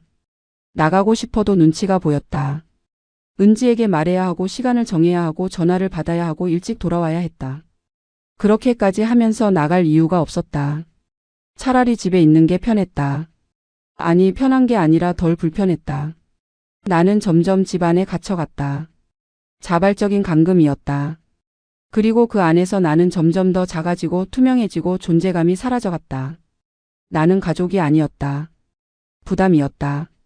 5달째가 됐을 때 상황은 최악으로 치달았다. 나는 이미 거실 구석 접이식 침대에서 살고 있었고 식사는 혼자 했고 외출도 자유롭지 못했다. 내 존재는 이 집에서 점점 희미해졌다. 하지만 결정타는 따로 있었다. 어느 날 저녁 민수와 은지가 안방에서 대화를 나누고 있었다. 나는 거실 침대에 누워 있었는데 그들은 내가 자고 있다고 생각했는지 목소리를 낮추지 않았다. 은지의 목소리가 들렸다. 여보, 솔직히 말할게요. 저 진짜 힘들어요. 민수가 조용히 대답했다. 나도 알아. 미안해. 은지가 계속 말했다. 어머니가 나쁜 분은 아니에요. 하지만 우리 생활이 너무 불편해졌어요. 애들도 불편해하고 저도 스트레스 받고. 솔직히 언제까지 이렇게 살아야 해요?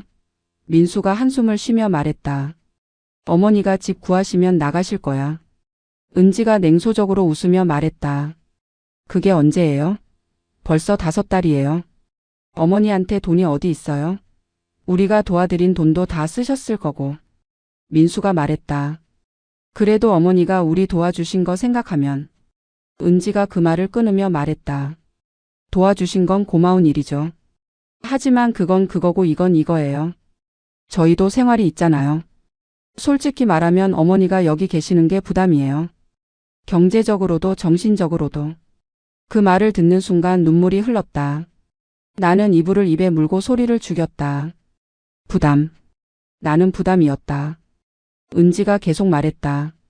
여보, 제 말 이해하죠? 저도 참고 있었어요. 하지만 이제는 한계예요.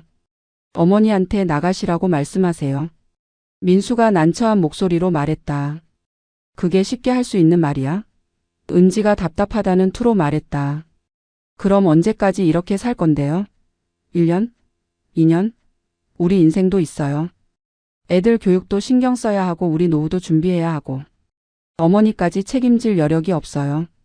그날 밤 나는 잠을 이루지 못했다. 천장을 바라보며 생각했다. 나는 짐짝이었다. 3억을 준 어머니가 아니라 치워야 할 짐이었다. 고마움은 돈을 받는 순간 끝났고 이제 남은 건 부담뿐이었다. 내가 이 집에 있는 것 자체가 문제였다. 숨 쉬는 것조차 눈치가 보였다. 나는 왜 이렇게 됐을까? 자식을 위해 집을 팔았는데 왜 이런 대접을 받아야 할까? 다음 날 민수가 조심스럽게 나에게 말을 꺼냈다. 어머니, 잠깐 이야기 좀 할까요? 나는 알았다. 무슨 말을 할지. 민수가 말했다. 어머니, 죄송한데요. 혹시 다른 곳 알아보실 생각은 없으세요? 나는 대답하지 않았다. 그저 민수를 바라봤다. 민수는 시선을 피하며 말을 이었다. 저희도 어머니를 모시고 싶은데 현실적으로 어려워요. 공간도 좁고 은지도 힘들어하고 어머니도 불편하시잖아요. 나는 조용히 물었다. 불편한 건 나야 너희야? 민수가 당황하며 말했다. 어머니 그게 아니라. 나는 말을 끊었다. 알았어. 나갈게. 민수가 놀라며 말했다. 어머니 그렇게 서운하게 생각하지 마세요. 저희도 고민 많이 했어요. 나는 더 이상 듣고 싶지 않았다. 방으로 들어가 침대에 앉았다. 짐을 싸야겠다고 생각했다. 하지만 어디로 가야 할까? 돈도 없고 집도 없고 갈 곳도 없었다. 그날 밤 나는 결심했다. 더 이상 짐짝으로 살지 않겠다고. 나를 필요한 사람으로 만들겠다고. 그리고 그 방법은 하나뿐이었다. 통장을 끊는 것. 자식들이 당연하게 기대하던 마지막 돈줄을 끊는 것. 그래야 내가 다시 힘을 가질 수 있었다. 그날 밤 나는 조용히 통장을 꺼내봤다. 집을 팔고 남은 돈 중 일부가 들어있는 통장이었다. 3억을 민수에게 줬지만 내 노후를 위해 1,000만 원 정도는 따로 빼놨었다. 그런데 그 1,000만 원도 조금씩 줄고 있었다. 민수가 급하다고 할 때마다 100만 원씩 200만 원씩 보탰기 때문이다. 카드값이 밀렸다고 직원 월급이 부족하다고 아이들 학원비가 필요하다고. 그럴 때마다 나는 흔쾌히 줬다. 자식이 힘들다는데 어떻게 안 도와줄 수 있나. 하지만 이제는 달랐다. 나는 더 이상 도와줄 필요가 없었다. 아니 도와주면 안 됐다. 나는 1,000만 원이 든 통장을 해지하기로 결심했다. 그 돈을 현금으로 찾아서 내 이름으로 된 새 통장에 넣기로 했다. 민수가 모르는 통장으로. 그래야 그들이 함부로 기대하지 못할 것 같았다. 다음 날 아침 나는 일찍 일어나 은행으로 갔다. 은행원에게 통장 해지를 요청했다. 은행원이 물었다. 혹시 사기를 당하시는 건 아니세요? 요즘 보이스피싱이 많거든요. 나는 웃으며 대답했다. 아니에요. 제 돈이고 제 결정이에요. 통장을 해지하고 현금을 찾았다. 1,000만 원이 조금 안 되는 금액이었다. 그 돈을 새 통장에 넣고 통장을 가방 깊숙이 넣었다. 이제 이 돈은 민수가 모르는 돈이었다. 자식들이 손댈 수 없는 돈이었다. 내가 통제할 수 있는 유일한 카드였다. 은행에서 나오면서 묘한 해방감이 들었다. 비록 1,000만 원이 전부였지만 이제 나는 완전히 무력한 존재가 아니었다. 며칠 후 예상했던 일이 벌어졌다. 민수에게서 전화가 왔다. 어머니 급한 일이 생겼어요. 카드값이 또 밀렸는데 이번 달에 못 내면 연체될 것 같아요. 200만 원만 도와주실 수 있으세요? 예전 같았으면 바로 송금했을 것이다. 하지만 이번엔 달랐다. 나는 조용히 대답했다. 미안한데 나도 돈이 없어. 민수가 놀란 목소리로 말했다. 어머니 통장에 돈 있으시잖아요. 나는 대답했다. 그 통장 해지했어. 전화 너머로 침묵이 흘렀다. 민수가 당황한 목소리로 물었다.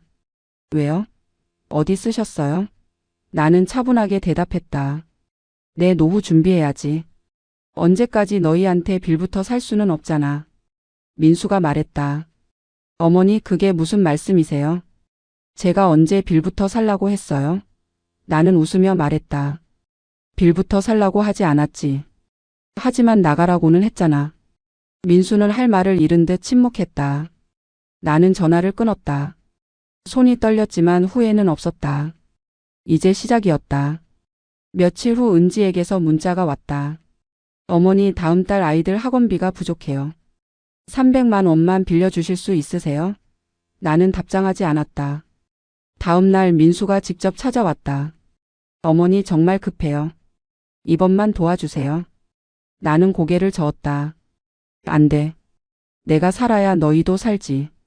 민수는 당황한 표정이었다. 어머니가 이러실 분이 아니잖아요. 나는 차분하게 대답했다. 맞아. 나도 이럴 사람이 아니었어. 하지만 너희가 나를 이렇게 만들었잖아. 민수는 말문이 막혔다. 나는 계속 말했다. 너희는 내가 도와주는 게 당연한 줄 알았지. 내가 집 팔아준 것도 돈 보탠 것도 다 당연한 거였어. 하지만 나는 아무것도 받지 못했어. 고마움도 존중도 자리도 없었어. 나는 짐짝이었어. 민수가 고개를 숙였다. 어머니 죄송해요. 저희가 잘못했어요. 나는 그 말을 듣고도 흔들리지 않았다. 미안하다는 말은 쉬웠다. 진짜 미안하면 행동이 달라져야 했다. 나는 민수에게 말했다. 나가라고 했잖아.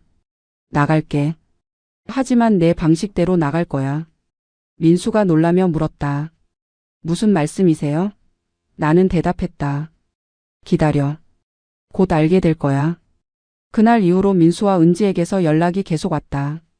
하지만 나는 받지 않았다. 돈이 필요하다는 문자, 급하다는 전화 모두 무시했다. 그들은 점점 다급해졌고 나는 점점 여유로워졌다. 힘의 균형이 바뀌고 있었다. 이제 그들이 나를 필요로 하는 상황이 됐다. 그리고 나는 그 필요를 이용할 준비가 돼 있었다. 일주일이 지났다. 민수와 은지의 연락은 계속됐지만 나는 일체 응답하지 않았다. 문자는 읽지 않았고 전화는 받지 않았다. 집안 분위기는 냉랭했다. 은지는 나를 보면 인상을 찌푸렸고 민수는 어색하게 피했다. 손주들도 할머니를 멀리했다. 하지만 나는 개의치 않았다. 오히려 마음이 편했다. 더 이상 눈치 볼 필요가 없었다. 더 이상 짐짝이 아니었다. 나는 나를 지키는 중이었다. 열흘째 되던 날 민수가 퇴근 후 집에 들어오더니 나를 찾았다. 어머니 잠깐 이야기 좀 할 수 있을까요? 나는 거실 침대에 앉아 있었다. 민수는 내 앞에 조심스럽게 다가와 앉았다. 고개를 들지 못하고 손을 비비작거렸다. 그 모습이 낯설었다. 언제나 자신감 넘치던 아들이 지금은 작고 초라해 보였다. 민수가 입을 열었다. 어머니 정말 죄송해요. 저희가 너무 잘못했어요. 나는 대답하지 않았다. 그저 민수를 바라봤다. 민수가 계속 말했다. 어머니가 우리 도와주신 거 잊은 적 없어요. 집까지 파시면서 우릴 살려주셨잖아요. 그런데 저희는 어머니를 제대로 모시지 못했어요. 짐처럼 대했어요. 정말 죄송해요. 나는 차를 한 모금 마셨다. 천천히 여유롭게. 그리고 조용히 물었다. 그땐 내가 필요 없었지. 지금은 왜 필요하니? 민수는 할 말을 잃었다. 얼굴이 붉어졌다. 나는 계속 말했다. 돈 줄 때는 고맙다고 했지. 하지만 내가 필요할 때는 짐이라고 했어. 나가라고 했고 부담이라고 했어. 이제 와서 미안하다고 하면 다야? 민수가 고개를 숙인 채 대답했다. 어머니 말씀이 다 맞아요. 저희가 정말 잘못했어요. 용서해 주세요. 나는 용서라는 단어를 곱씹었다. 용서. 그게 그렇게 쉬운 건가? 5달 동안 받은 상처가 짐짝 취급받은 기억이 식탁에서 밀려난 모욕이 용서 한마디로 사라지는 건가? 나는 민수를 똑바로 바라보며 말했다. 용서는 나중 문제고 지금은 현실 이야기를 하자. 너희가 나한테 뭘 원하는지 알아? 돈이지. 민수가 고개를 들지 못한 채 작게 말했다. 부탁드립니다. 나는 그 말을 기다렸다. 부탁. 이제야 제대로 된 자세였다. 나는 조건을 꺼냈다. 좋아. 도와줄게. 하지만 내 방식대로야. 민수가 조심스럽게 물었다. 어떤 방식인데요? 나는 또박또박 말했다. 첫째, 나는 다시 너희 집에서 살지 않아. 내 집을 구할 거야. 전세든 월세든 내가 선택한 곳에서 살 거야. 둘째, 통장은 내가 관리해. 너희가 필요할 때 빌려줄 순 있지만 통장을 맡기거나 자동이체 같은 건 절대 없어. 셋째, 모든 결정은 내가 해. 내가 언제 얼마를 어떻게 쓸지 내가 정해. 너희가 간섭하지 마. 민수는 잠시 망설였다. 하지만 선택권이 없었다. 그는 고개를 끄덕였다. 알겠습니다. 어머니 말씀대로 하겠습니다. 나는 마지막 조건을 붙였다. 그리고 하나 더. 나를 다시는 짐처럼 대하지 마. 필요할 때만 찾지 말고 진짜 가족처럼 대해. 안 그러면 나는 돈도 도움도 아무것도 안 줘. 민수가 고개를 숙이며 대답했다. 명심하겠습니다. 그날 이후 분위기가 달라졌다. 은지가 나를 보는 눈빛이 바뀌었다. 더 이상 불편한 시선이 아니었다. 조심스러운 눈빛이었다. 손주들도 할머니에게 인사를 하기 시작했다. 민수는 퇴근하면 내게 먼저 인사를 했다. 식사 시간에도 나를 식탁으로 불렀다. 치킨을 시키면 내 목도 챙겼다. 하지만 나는 그 모든 게 진심인지 의심했다. 돈 때문에 달라진 건 아닌지, 필요에 의한 친절은 아닌지. 일주일 후 나는 작은 원룸을 구했다. 보증금 500만 원, 월세 40만 원짜리였다. 넓지 않았지만 내 공간이었다. 누구 눈치 보지 않아도 되는 내가 주인인 곳이었다. 짐을 싸서 나오는 날 민수가 배웅을 나왔다. 어머니 자주 찾아뵐게요. 나는 고개를 끄덕였다. 하지만 속으로는 알았다. 자주 찾아온다는 말이 얼마나 공허한지. 중요한 건 말이 아니라 행동이었다. 새 집에 도착해서 짐을 풀었다. 캐리어를 열고 사진을 꺼내고 남편 시계를 꺼냈다. 오래된 옷들도 옷장에 걸었다. 이 작은 공간에서 나는 다시 사람이 됐다. 짐짝이 아니라 주체적인 인간이 됐다. 민수는 이따금 전화를 했다. 어머니 괜찮으세요? 필요한 거 없으세요? 나는 괜찮다고 대답했다. 실제로 괜찮았다. 혼자였지만 외롭지 않았다. 자유로웠다. 어느 날 민수가 돈이 필요하다고 연락했다. 이번에는 달랐다. 어머니 부탁 좀 드려도 될까요? 급한 일이 생겼는데 300만 원만 빌려주실 수 있으세요? 나는 생각해봤다. 그리고 조건을 걸었다. 좋아. 빌려줄게. 하지만 이자 받을 거야.